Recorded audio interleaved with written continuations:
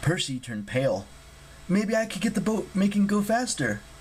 Even if you could, Hazel said. From what the captains tell me, it's treacherous. Icebergs, mazes of channels. You'd have to know where you're going. A plane? Frank asked. Hazel shook her head.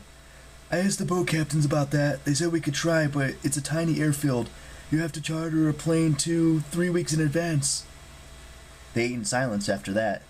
Hazel's cheeseburger was excellent, but she couldn't concentrate on it.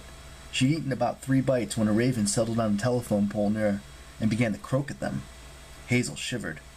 She was afraid it would speak to her like the other raven so many years ago. The last night. Tonight. She wondered if ravens always appeared to children of Pluto when they were about to die. She'd hoped Nico was still alive, and Guy had been lying, trying to make her unsettled. Hazel had a bad feeling that the goddess was telling the truth. Nico had told her that he'd searched for the doors of death from the other side. If he'd been captured by Gaia's forces, Hazel might have lost the only family she had. She stared at her cheeseburger. Suddenly, the raven's cawing changed to a strangled yelp. Frank got up so fast he almost toppled the picnic table. Percy drew his sword. Hazel followed their eyes.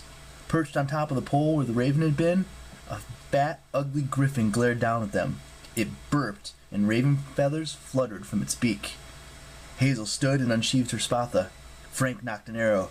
He took aim, but the griffin shrieked so loudly the sound echoed off the mountains. Frank flinched and his shot went wide. I think it's a call for help, Percy warned. We have to get out of here. With no clear plan, they ran for the docks. The griffin dove after them. Percy slashed at it with his sword, but the griffin veered out of reach. They took the steps to the nearest pier and raced to the end. The griffin swooped after them, its front claws extended for the kill. Hazel raised her sword, but an icy wall of water slammed sideways into the griffin and washed it into the bay. The griffin squawked and flapped its wings, and managed to scramble onto the pier, where it shook black fur like a wet dog. Frank grunted. Nice one, Percy.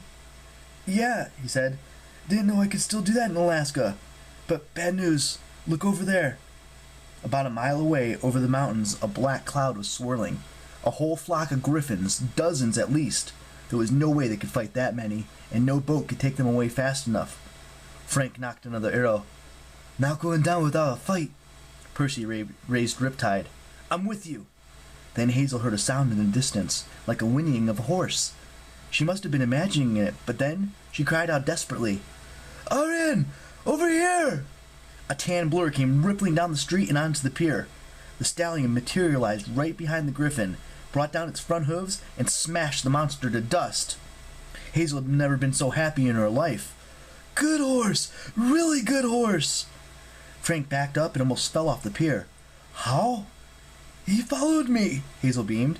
Because he's the best horse ever! Now come on! All 3 of us? Percy said. Can he handle it?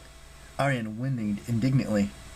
All right, no need to be rude, Percy said. Let's go. They climbed on, Hazel in front, Frank and Percy balancing precautiously behind her.